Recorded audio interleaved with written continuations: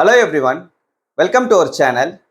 இந்த வீடியோ எதுக்காகனா இந்த 12th இங்கிலீஷில் 1 மார்க்கில் எப்படி நம்ம ஃபுல் மார்க் ஸ்கோர் பண்ணுறது அப்படின்ற ஒரு டிப் வீடியோ தான் பார்க்க போகிறோம். இதை பார்க்குறதுக்கு முன்னால் நீங்கள் இன்னும் நம்ம சேனலை சப்ஸ்கிரைப் பண்ணலைன்னா சப்ஸ்கிரைப் பண்ணிவிட்டு இந்த வீடியோவுக்கு ஒரு லைக் பண்ணிவிட்டு மறக்காமல் நம்ம வாட்ஸ்அப் குரூப்லையும் ஜாயின் பண்ணிக்கிறங்க. இப்போது பர்டிகுலராக நான் சொல்ல வர்றது வந்து இந்த கிஃப்டட் ஸ்டூடெண்ட்ஸ்க்கு சென்டம் எய்ம் பண்ணக்கூடிய ஸ்டூடெண்ட்ஸ். சப்ஜெக்ட்ஸில் கூட சென்டம் வந்துடுது சார், ஆனால் இந்த இங்கிலீஷில் மார்க் எடுக்கிறது தான் எங்களுக்கு ரொம்ப பெரிய தலைவலியாக இருக்குது அப்படின்னு சொல்லிட்டு ஃபீல் பண்ணக்கூடிய ஸ்டூடெண்ட்ஸ். ஏன்னா அவங்களுக்கு பார்த்தீங்கன்னா இங்கிலீஷ் பொறுத்த வரைக்கும் அவங்க கொஸ்டின் ஆன்சர்ஸ்லாம் படிச்சிருவாங்க, பேராகிராஃப் எல்லாம் படிச்சிருவாங்க, கிராமர் கூட எழுதிடுவாங்க.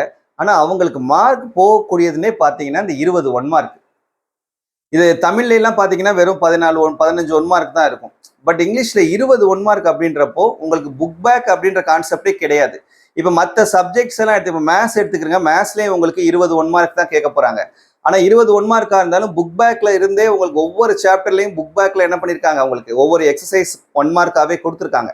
அதுல இருந்தே உங்களுக்கு 15 16 1 மார்க் வந்துடும். அப்போ நீங்கள் அதை படிச்சிங்கன்னாவே 16 மார்க் கிட்ட எடுத்துடலாம். அப்புறம் ஒரு 4-5 கொஸ்டின்ஸ் உங்களுக்கு கிரியேட்டிவாக கேட்பாங்க, அதை வச்சு நம்ம எழுதிடலாம். ஆனால் இங்கிலீஷ் பொறுத்த வரைக்கும் புக் பேக்குன்ற கான்செப்டே இல்லையே. ஸோ அதுதான் ஒரு பெரிய ஒரு பிரச்சனை. இந்த 20 1 மார்க்குக்குமே புக் பேக் கிடையாது. அப்போ நம்ம இந்த எப்படி ப்ரிப்பேர் பண்ணுறது, எப்படி படிக்கிறது? ஸோ இதுக்கு ஒரு ஐடியா கொடுக்கணும் இல்லையா? அப்போ இந்த 10 வருஷமா என்னுடைய ஸ்டூடெண்ட்ஸ்க்கு ஒரு இங்கிலீஷ் டீச்சராக நான் எப்படி ப்ராக்டிஸ் பண்ணிட்டு இருக்கேன், அவங்க நான் எப்படி வந்து ஃபுல் 20 out of 20 1 மார்க் கொஸ்டினில் வாங்கணும்னா என்ன மாதிரியான விஷயங்கள்லாம் நான் அவங்களுக்கு ஃபாலோ பண்ணிட்டு இருக்கேன் அப்படின்றத தான் நான் இந்த வீடியோவில் டிஸ்கஸ் பண்ண போகிறேன். ஸோ கடைசி வரைக்கும் ஸ்கிப் பண்ணாமல் பாருங்கள். ஸோ இப்போ நீங்கள் இந்த பார்ட் 1ல தான் நமக்கு 1 மார்க் கொஸ்டின்ஸ் கேட்குறாங்க. பார்ட் 1ல கொஸ்டின் நம்பர் 1 to 20. டோட்டலாக நமக்கு இது 20 into 1 20 மார்க்ஸ்க்கு இந்த 1 மார்க் கொஸ்டின் கேட்க போகிறாங்க.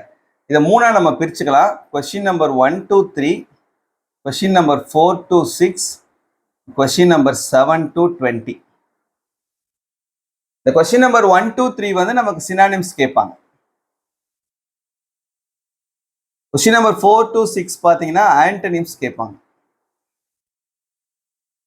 கொஸ்டின் நம்பர் 7 to 20 வந்து வெக்காபுலரி. ஸோ இந்த பேட்டர்ன்ல எந்த சேஞ்சுமே கிடையாது. இந்த இதில் தான் கேட்க போறாங்க. 3 சினானிம், 3 ஆன்டனிம், 14 வெக்காபுலரி கேட்க போறாங்க. இப்போ இந்த சினானிம்ஸ் ஆன்டனிம்ஸ் பொறுத்தவரை நல்லா ஞாபகம் வச்சுக்கோங்க. இந்த சினானிம்ஸ் ஆன்டனிம்ஸ் பொறுத்த வரைக்கும் நமக்கு ப்ரோஸ்ல இருந்து கேட்க போறாங்க.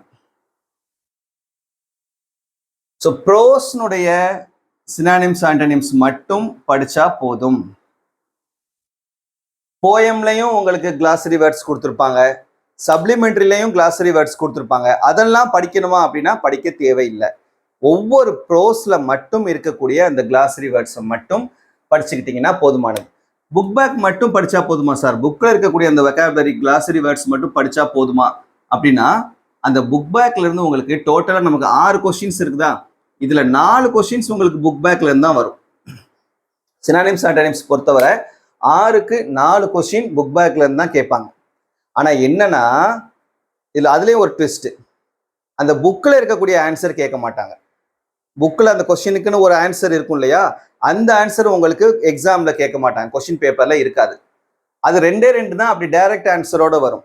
மீதி 2 அந்த வேர்டுக்கு ரிலேட்டடான வேற ஒரு வேர்டை வந்து கொடுப்பாங்க. மீனிங் வந்து அதே மீனிங்ல வரக்கூடிய வேற ஒரு ஆன்சர் அந்த ஆப்ஷன்ஸ்ல இருக்கும், நீங்க சூஸ் பண்ணி எழுதுற மாதிரி இருக்கும்.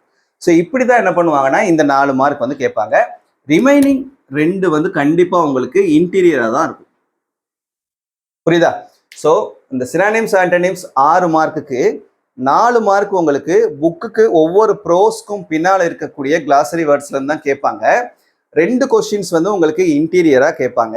இந்த 4ல் 2 கொஸ்டின்ஸ்க்கு மட்டும்தான் டைரக்ட் ஆன்சர் இருக்கும். அதாவது உங்க புக்கில் உள்ள ஆன்சரே ஆப்ஷன்ல இருக்கும். மீதி 2 கொஸ்டினுக்கு அவங்களா ஒரு ஆன்சரை வந்து கொடுத்துருப்பாங்க. அதே மீனிங்ல இருக்கக்கூடிய வேற ஒரு வேர்டா இருக்கும், நீங்க கண்டுபிடிச்சி எழுதுற மாதிரி இருக்கும். இப்படிதான் உங்களுக்கு சினானிம்ஸ் ஆன்டனிம்ஸ் கேட்பாங்க. நம்ம கிட்ட ஒரு மெட்டீரியல் அவைலபிளா இருக்குது. நம்ம சொந்தமா நானே ரெடி பண்ண மெட்டீரியல், 1 மார்க் மெட்டீரியல்.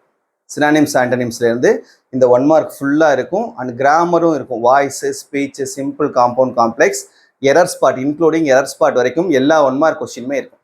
லாஸ்ட் இயரும் நான் இந்த மெட்டீரியல் வந்து நம்ம சேனல் மூலமாக நம்ம வந்து சேல்ஸ் பண்ணோம். அது ஒரு சில பேர் வந்து அதை ஆர்டர் பண்ணி வாங்கினாங்க. அதில் பார்த்தீங்கன்னா இந்த 6 சினானிம்ஸ் ஆண்டனிம்ஸுமே நான் கொடுத்த அந்த மெட்டீரியல் இருந்து தான் வந்துச்சு. மொத்தமே எவ்வளோ சினானிம்ஸ் ஆண்டனிம்ஸ் நான் கொடுத்து சேர்த்து சினானிம்ஸும் ஆண்டனிம்ஸும் சேர்த்து ஒரு 160 சினானிம்ஸ் ஆண்டனிம்ஸ் தான் அந்த மெட்டீரியலை நான் கொடுத்துருந்தேன். ரெண்டுமே சேர்த்து சினானிம்ஸும் ஆண்டனிம்ஸும் சேர்த்தே 160 தான். ஸோ அதில் இருந்து தான் இந்த 6 சினானிம்ஸ் ஆண்டனிம்ஸுமே கேட்டிருந்தாங்க லாஸ்ட் பப்ளிக் எக்ஸாமில். சரியா?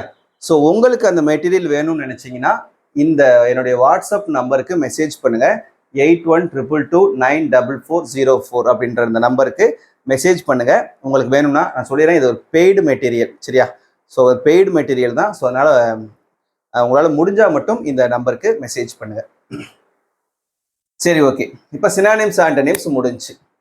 இப்போ இந்த 7 to 20 இந்த கொஸ்டின் நம்பர் 7 to 20ல இருக்கக்கூடிய அந்த கான்செப்ட்ஸ் என்ன அப்படின்னா, இதை நம்ம ரெண்டா பிரிக்கலாம்.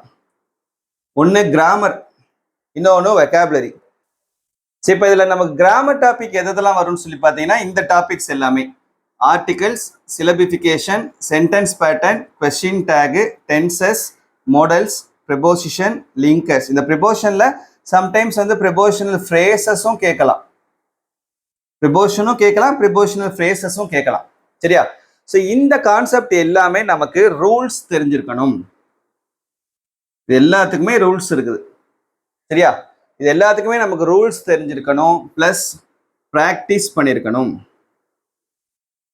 இந்த ரூல்ஸ் தெரிஞ்சு இதை ப்ராக்டிஸ் பண்ணால் மட்டும்தான் இந்த கான்செப்டில் நம்மளால் ஃபுல் மார்க்ஸ் ஸ்கோர் பண்ண முடியும்.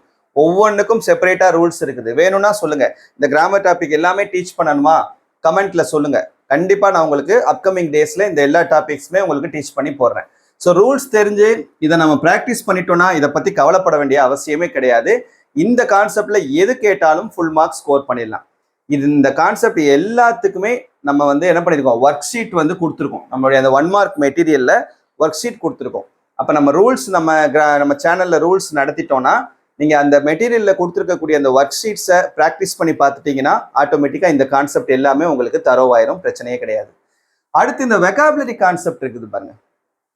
Abbreviation, affixes, British American English, blended words, clipped words, compound words, idioms, phrasal verb, polite words, single word, foreign word, correct spelt word, homophones are confusables.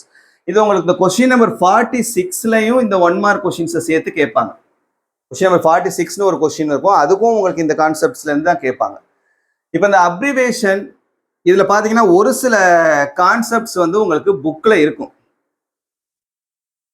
ஒரு சிலது இருக்கும். அப்ரிவேஷன்லாம் இருக்கும், அஃபிக்சஸ்லாம் இருக்குது, கிளிப்டு வேர்ட்ஸ் இருக்குது, compound words இருக்குது, idioms இருக்குது, phrasal verb இருக்குது.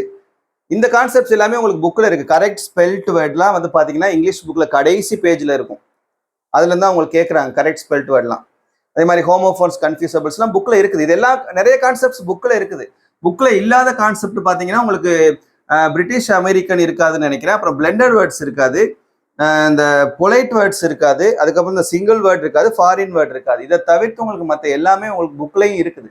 ஆனால் அந்த புக்கில் உள்ளதை கேட்பாங்களா அப்படின்றதான் நமக்கு டவுட்டே. ஏன்னா இது வரைக்கும் நம்ம கேட்ட அந்த பப்ளிக் கொஸ்டின் பேப்பர்ஸ்லாம் ரெஃபர் பண்ணி பார்த்தோன்னா மேக்ஸிமம் கொஸ்டின்ஸில் உங்களுக்கு என்ன புக்கில் உள்ளது கேட்டது கிடையாது, ஜென்ரலாக தான் கேட்குறாங்க. அப்போ இந்த ஜென்ரலாக நம்ம எங்கே படிக்கிறது? ஒவ்வொருத்தவங்க ஒவ்வொரு விதமான கைடு யூஸ் பண்ணுவீங்க, ஒவ்வொரு கம்பெனியினுடைய கைட்ஸ் வந்து யூஸ் பண்ணுவீங்க, அதில் உங்களுக்கு சர்டன் வேர்ட்ஸ் வந்து கொடுத்துருப்பாங்க. பட் நம்ம கிட்ட இருக்கக்கூடிய அந்த மெட்டீரியல்லையும் நம்ம வந்து ஒவ்வொரு கான்செப்ட்டுக்கும் பப்ளிக் எக்ஸாம்ஸில் கேட்டது, ரிவிஷன் எக்ஸாம்ஸில் கேட்டது, குவார்டர்லி, ஹாஃப் இயர்லின்னு சொல்லிட்டு ஒவ்வொரு டிஸ்ட்ரிக்ட்லையும் கேட்ட கொஸ்டின்ஸ் எல்லாத்தையும் கலெக்ட் பண்ணி நமக்கு உங்களுக்கு கொடுத்துருக்கோம். ஸோ நம்ம மெட்டீரியலில் இருக்கக்கூடிய அந்த கான்செப்ட்ஸை நீங்கள் படிச்சிங்கனாலே போதுமானது, அந்த வேர்ட்ஸை படிச்சிங்கனாலே போதுமானது. கண்டிப்பாக உங்களால் 20 out of 20 இந்த 1 மார்க் கொஸ்டின்ஸில் எடுக்க முடியும். சரியா? அப்போ நீங்கள் ஃபஸ்ட்டு என்ன பண்ணுங்கள், இந்த கான்செப்ட்ஸ் எல்லாத்தையுமே புக்கில் இருக்கக்கூடிய அந்த வேர்ட்ஸை வந்து ஃபஸ்ட்டு தரோ பண்ணுங்கள். புக்கில் இருக்கக்கூடிய வேர்ட்ஸை தரோ பண்ணுங்க. தரோ பண்ணிட்டு அதுக்கப்புறம் என்ன பண்ணுங்க, உங்களுக்கு எக்ஸ்ட்ரா வேர்ட்ஸை நீங்கள் படிங்க. இந்த எக்ஸ்ட்ரா வேர்ட்ஸு நீங்கள் உங்கள் யூஸ் பண்ணக்கூடிய அந்த கம்பெனி கைடில் கொடுத்துருக்கக்கூடிய எக்ஸ்ட்ரா வேர்ட்ஸை படிச்சுக்கிட்டாலும் ஓகே தான். இல்லை நெட்டில் நீங்கள் கூகுளில் ரெஃபர் பண்ணி அதில் இருக்கக்கூடிய எக்ஸ்ட்ரா வேர்ட்ஸை நீங்கள் படிச்சுக்கிட்டாலும் ஓகே தான். ஆனால் கண்டிப்பாக என்ன பண்ணணும், எக்ஸ்ட்ரா வேர்ட்ஸ் நீங்கள் படித்தே ஆகணும். நீங்கள் previous year public question papers, supplementary எக்ஸாமுடைய question papers, quarterly question paper, half yearly question paper, revision டெஸ்டினுடைய கொஸ்டின் பேப்பர் இதெல்லாம் கலெக்ட் பண்ணீங்கன்னா மோர் தென் 200 கொஸ்டின் பேப்பர்ஸ் உங்களுக்கு கிடைக்கும். இந்த 200 கொஸ்டின் பேப்பர்ஸ் இருக்கக்கூடிய வேர்ட்ஸையும் ரெஃபர் பண்ணுங்க. ஸோ அதை நீங்கள் ரெஃபர் பண்ணீங்கன்னா கூட அதில் உங்களுக்கு எக்கச்சக்கமான வேர்ட்ஸ் கிடைக்கும். அதை நீங்கள் தரவு பண்ணாலே போதுமானது. ஸோ இது எல்லாத்தையும் நீங்கள் படிச்சுட்டு திரும்ப திரும்ப ஒர்க் அவுட் பண்ணி பார்த்துக்கிட்டே இருக்கணும். எப்படி மேத்ஸ் ப்ராப்ளம் வந்து நம்ம ஒர்க் அவுட் பண்ணி பார்த்துக்கிட்டே இருந்தால் தான் மேத்ஸில் நம்மளால் வந்து ஃபுல் மார்க்ஸ் ஸ்கோர் பண்ண முடியும். ஸோ அதே போல் நீங்கள் இந்த 1 மார்க் கொஸ்டின்ஸை திரும்ப திரும்ப டெஸ்ட் எழுதி ப்ராக்டிஸ் பண்ணால் மட்டும்தான் உங்களால் 20 out of 20 வந்து வாங்க முடியும். புரியுதா? ஸோ நான் என்னுடைய ஸ்டூடெண்ட்ஸ்க்கு இந்த மாதிரி தான் ப்ராக்டிஸ் பண்ணுவேன். ஃபர்ஸ்ட் நான் மெட்டீரியல் கொடுத்துருவேன். மெட்டீரியல் கொடுத்துட்டு அதில் இருக்கக்கூடிய ஒவ்வொரு கான்செப்டாக நம்ம இந்த கிராமர் கான்செப்ட்னா ரூல்ஸ் எல்லாம் நடத்தணும். ரூல்ஸ் ஃபுல்லாக நடத்திட்டு அவங்களுக்கு திரும்ப திரும்ப டெஸ்ட் வச்சு ப்ராக்டிஸ் பண்ணணும். அதுக்கப்புறம் இந்த 1 மார்க் கொஸ்டின்ஸ் எல்லாத்தையும் வந்து இப்போ ஒரு 100 வேர்ட்ஸ் ஃபார் எக்ஸாம்பிள் இப்போ அப்ரிவேஷனில் ஒரு 100 வேர்ட்ஸ் இருக்குது அப்படின்னா ஒரு 30 வேர்ட்ஸாக நம்ம படிக்க வைக்கணும். படிக்க வச்சு அது ஒரு ஓரலாக நம்ம சொல்லி பார்க்கணும். ஸோ ஒரு ஓரல் டெஸ்ட் மாதிரி செல்ஃப் டெஸ்ட்டாக வச்சுக்கிட்டாலும் ஓகே தான். ஸோ ஒரு ஓரல் டெஸ்ட் மாதிரி நம்ம சொல்லி பார்த்துட்டு அதுக்கப்புறம் அது ஒரு ரிட்டன் டெஸ்ட்டாக நம்ம ப்ராக்டிஸ் பண்ணி பார்க்கணும். பார்த்தீங்கன்னா கண்டிப்பாக உங்களால் எந்த எக்ஸாமாக இருந்தாலும் சரி, பப்ளிக் எக்ஸாமாக இருந்தாலும் ஓகே, குவார்டர்லி எக்ஸாமாக இருந்தாலும் ஓகே, ஹாஃப் இயர்லி எக்ஸாமாக இருந்தாலும் ஓகே, உங்களால் கண்டிப்பாக ஃபுல் மார்க்ஸ் ஸ்கோர் பண்ண முடியும். புரியுதா? ஸோ கண்டிப்பாக இந்த வீடியோ உங்களுக்கு ஏதோ ஒரு வகையில் இந்த 12th இங்கிலீஷில் 1 மார்க் கொஸ்டினில் எப்படி ஃபுல் மார்க்ஸ் ஸ்கோர் பண்ணுறதுன்றதுக்கான ஒரு பேசிக் ஐடியாவை கொடுத்துருக்கோம் அப்படின்னு நான் நம்புகிறேன். ஸோ ஏதாவது டவுட் இருந்ததுன்னா கமெண்ட்டில் கேளுங்க. சரியா? ஸோ உங்களுக்கு இந்த மெட்டீரியல் வேணும் அப்படின்னா மறக்காமல் அந்த வாட்ஸ்அப் நம்பருக்கு மெசேஜ் பண்ணுங்கள். தேங்க்யூ.